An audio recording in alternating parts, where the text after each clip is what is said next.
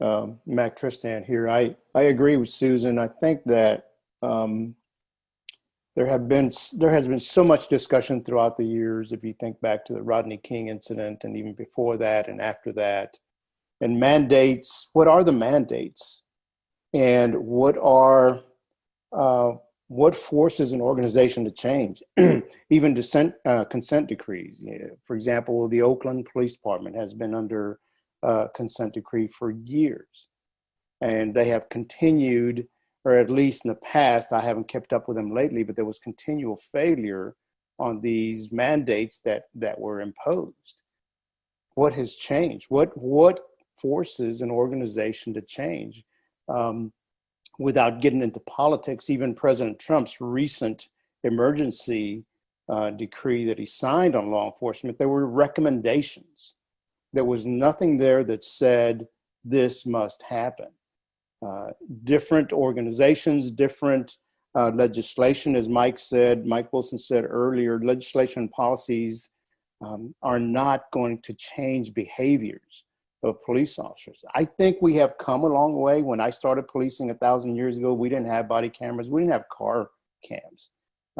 All of that has changed. Legislation has changed, but those things alone are not going to change the culture.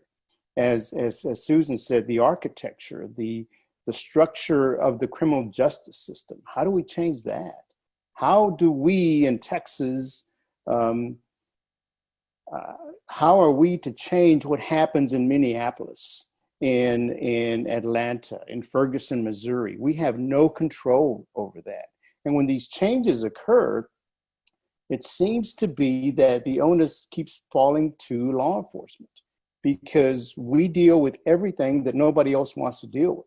I remember, and Mike, well, you were in Tarrant County, but in Dallas County, we had a meeting with the district attorney's office, with county judges, about 20 police chiefs for 2-3 years ago, talking about the need for support and trying to figure out this mental illness issue that we've been dealing with for years.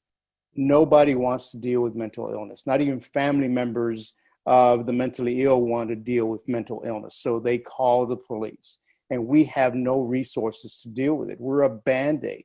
We take that individual, take them to the county hospital, and within 24 hours, they're released back. That doesn't solve the problem. We keep going back and back and back again to the same house. And then it escalates to a violent situation where the individual has lost total perspective of reality. And without their control, without medication, without treatment, it becomes a use of force issue for the protection of the officer and those around them.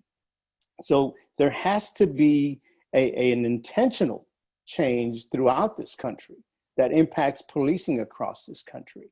I was looking at standards and requirements for becoming a police officer. They vary as much as they're night and day. In Texas alone, you can become a police officer with a GED or a high school diploma. And there's some agencies that require a bachelor's degree, and some are even extending to a master's degree.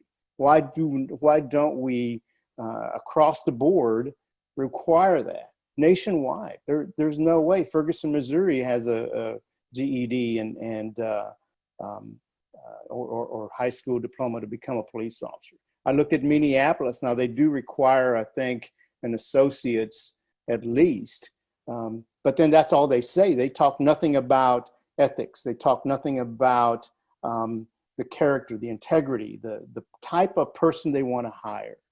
And so until all these things are addressed, these things will continue to build. And as far as what's different today, I think people have quite frankly had enough. I remember in I guess it was 2016, July 7th, with the Dallas police officers were killed in downtown Dallas. That was another culmination that just the momentum of that movement seemed to stop when those police officers were all killed, and our focus changed dramatically. Now it's not going away. Still today there's protests across this country, and rightfully so. So I think there has to be some kind of national effort. to have a standard of sorts to being a police officer, and then have those other agencies step up where we need help, and not just a Band-Aid, but help where we're having to handle every type of call that comes through.